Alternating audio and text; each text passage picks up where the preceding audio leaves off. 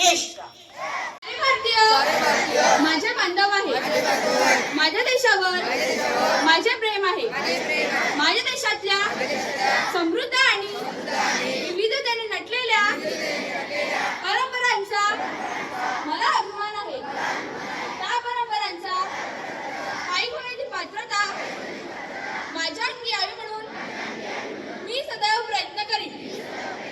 मी माझ्या पालकांचा, गुरुजनांचा आणि वडीलधाऱ्या माणसांचा मान ठेवीन आणि प्रत्येकाशी सौजन्याने वागेन. माझा देश आणि माझे देशबांधव यांच्याशी निष्ठा राखण्याची आणि मी प्रतिज्ञा करीत आहे. त्यांचे कल्याण आणि त्यांची समृद्धी यातच माझे सौख्य सामोरे आहे. भारत माता की, भारत माता की, भारताची एक सार्वभौम समाजवादी धर्मनिरपेक्ष लोकशाही गणराज्य घडविण्याचा व त्याच्या सर्व नागरिकास सामाजिक, आर्थिक व राजनीतिक न्याय, विचार, अभिव्यक्ती, विश्वास, श्रद्धा व उपासना यांची स्वातंत्र्य, दर्जाची व संधीची समानता निश्चितपणे प्राप्त करून देण्याचा आणि त्या सर्वांमध्ये व्यक्तीची प्रतिष्ठा व राष्ट्राची एकता आणि एकात्मता यांचे आश्वासन देणारी बंधुता प्रवर्धित करण्याचा संकल्पपूर्वक निर्धार करून आमच्या संविधान सभेत आज दिनांक 26 नोव्हेंबर 1949 रोजी याद्वारे हे संविधान अंगीकृत आणि अधिनियमित करून स्वतः प्रत अर्पण करीत आहोत. भारत माता की, भारत. महाराष्ट्र माझा गरजा, महाराष्ट्र माझा, जय जय महाराष्ट्र माझा गरजा, महाराष्ट्र माझा. भीतीनं आम्हा तुझी मुळेही गडगडणाऱ्या नभा, अस्मानाच्या सुलतानीला जवाब देती जीवा. सह्याद्रीचा सिंह गर्जतो शिवशंभू राजा, तरी तरीतून नाद गुंजला महाराष्ट्र माझा. जय जय महाराष्ट्र माझा गरजा, महाराष्ट्र माझा. आज 77वा प्रजासत्ताक दिन या आमच्या संविधान जेव्हा तयार झालं, आमच्या संविधानाची प्रस्तावना होती आम्ही भारताचे लोक. आम्ही भारताचे लोक या शब्दापासून ती सुरुवात झाली. या ठिकाणी त्या डॉक्टर बाबासाहेब आंबेडकरांच्या अधिपत्याखाली संविधान तयार केलं गेलं. त्यांनी मी शब्द न वापरता आम्ही शब्द वापरला. म्हणजे आम्हा संपूर्ण भारतीय लोकांचा सहभाग या राज्यघटनेमध्ये आहे हे त्यांना ते प्रदर्शित करायचं होतं, दाखवायचं होतं. म्हणून म्हणतात की कुठलाही व्यक्ती हा जन्मजात स्वतंत्र असतो. सुखाचा, संपत्तीचा, जीविताचा उपभोग घेण्याचा हा प्रत्येक व्यक्तीचा हक्क आहे, अधिकार आहे.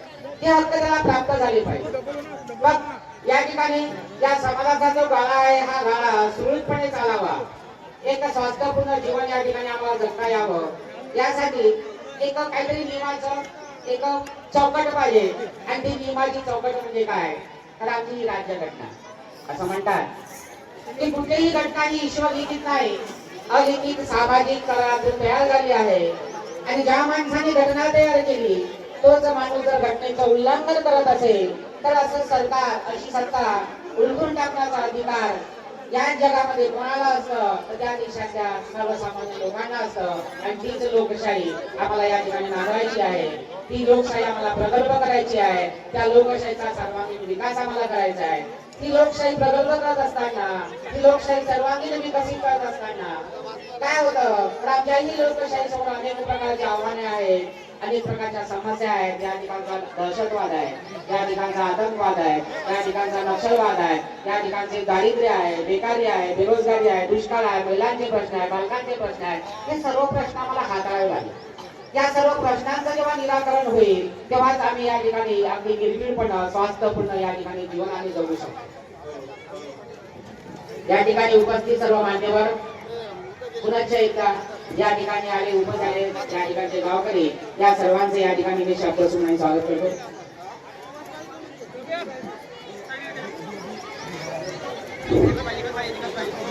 विजय भाऊ बनसोड यांचेही सुद्धा या ठिकाणी मी या प्रजासत्ताक दिनानिमित्त या ठिकाणी त्यांचे स्वागत करतो. त्यांनी या ठिकाणी मंचावर यावं. विजय भाऊ बनसोड.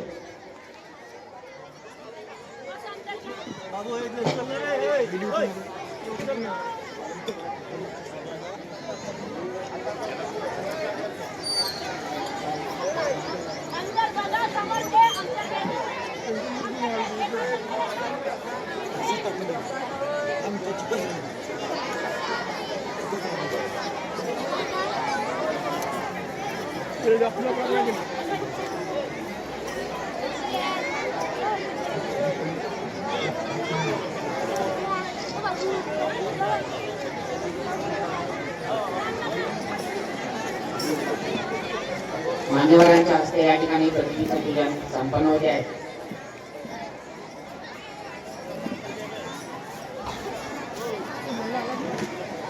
विद्यार्थ्यांनी शांत राहायचं आहे.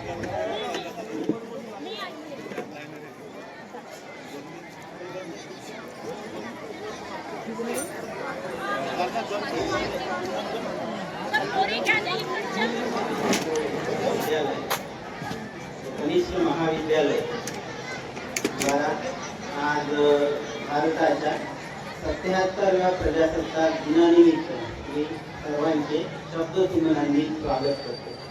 सत्य शिक्षण प्रसारक मंडळाचे अध्यक्ष श्री केवी उपाख्य बाळासाहेब शिसोदे, सचिव श्री निलेश भाऊ शिसोदे, उपाध्यक्ष श्री योगेश्वर सिंह, उपाख्य बंधुभाऊ शिसोदे, तसेच कार्यकारिणी सदस्य श्री जयंत भाऊ शिसोदे, तसेच संस्थेचे सदस्य श्री मंगेशराव मारोटकर, माजी मुख्याध्यापक विनोदराव काकडेकर, माजी मुख्याध्यापक तथा प्राचार्य श्री प्रकाशराव मारोटकर, तसेच व्यासपीठावर उपस्थित सर्व गणमान्य सदस्य, गावातील प्रतिष्ठित नागरिक, गावकरी मंडळी आणि विद्यार्थी मित्रांनो, आज आपण आपल्या भारतीय प्रजासत्ताकाचा 77वा वर्धापन दिवस साजरा करत आहोत. त्या निमित्तानं आमच्या शाळेमध्ये येणाऱ्या सर्व आगंतुकांचे मी शब्दसुमनांनी स्वागत करतो.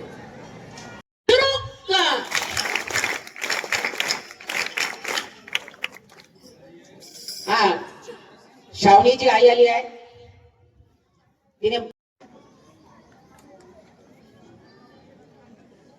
तिने पुलगाव या ठिकाणी सुद्धा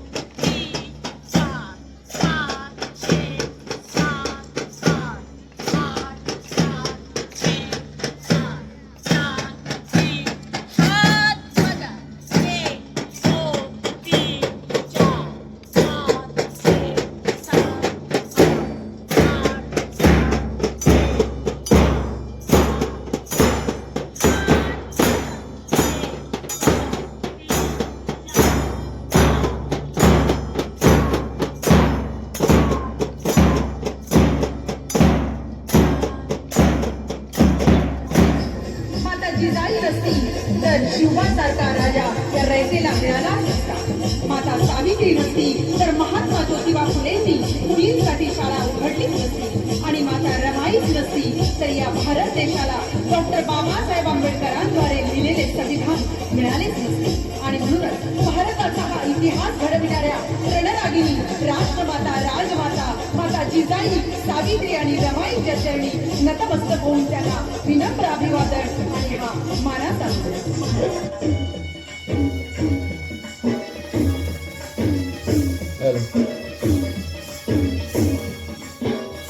जोरदार टाळ्यांनी या ठिकाणी या लेझिम कवायतीचं स्वागत करावं.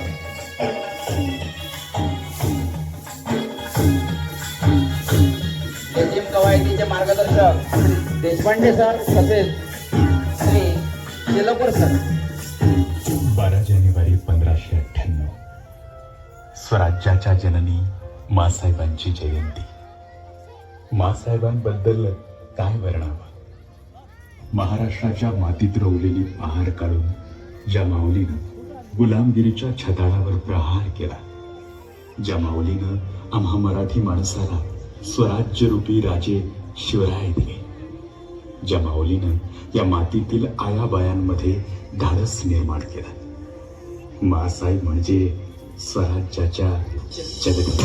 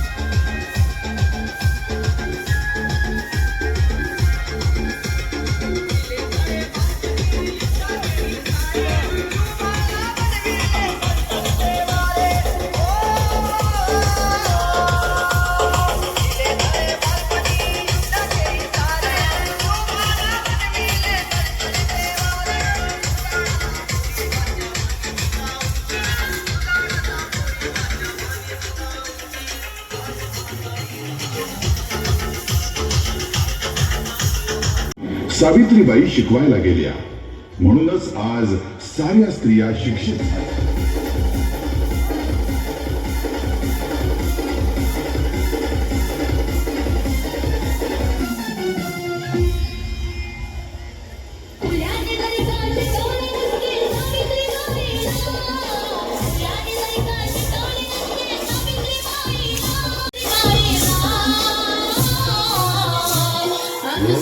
जीवन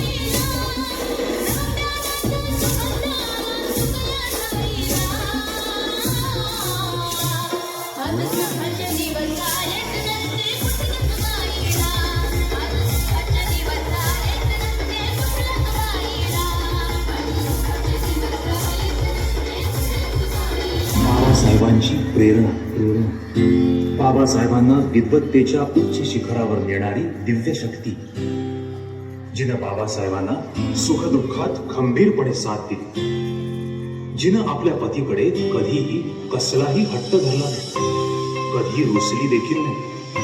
पहाटे उठून गौऱ्या शेळी टाकून, कोळसा वेचून, पै पैका जमवून, घर खर्च चालवून उरलेला पैसा बाबासाहेबांना शिक्षणासाठी दिला नाही. सोन्यासारखा धाडलेला हा संसार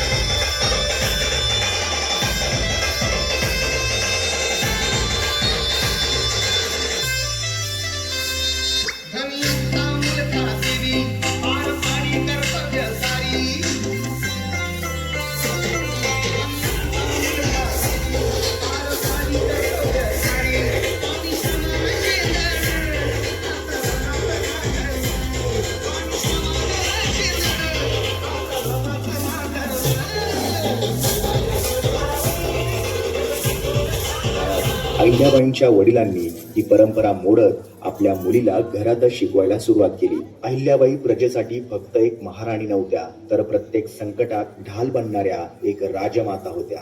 अशा या थोर राजमातेला आणि त्यांच्या दूरदृष्टीला आमचा प्रणाम. एकच राणी अशी जन्मली चौंडिया गावात.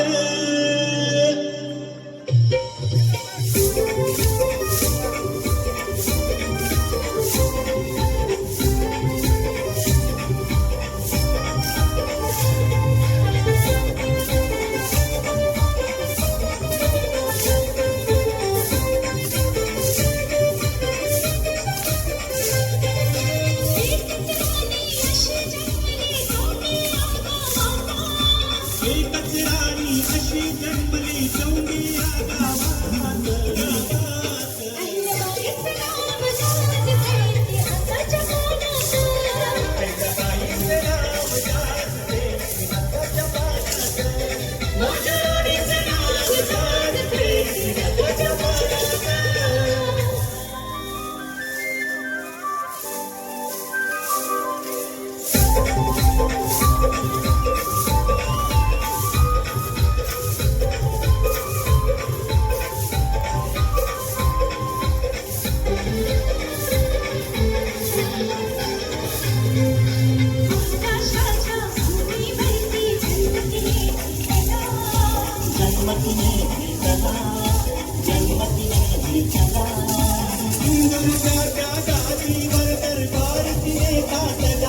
दरबार तिने घातला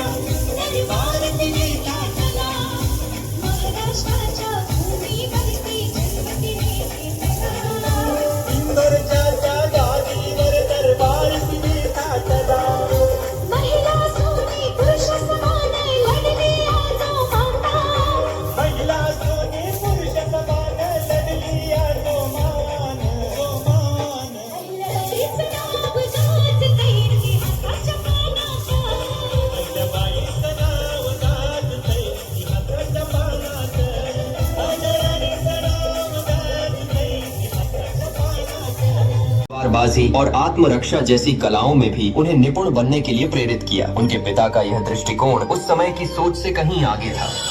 मैं लक्ष्मीबाई हूँ, झांसी की रानी। झांसी को अंग्रेजों के हाथों में नहीं जाने दूंगी।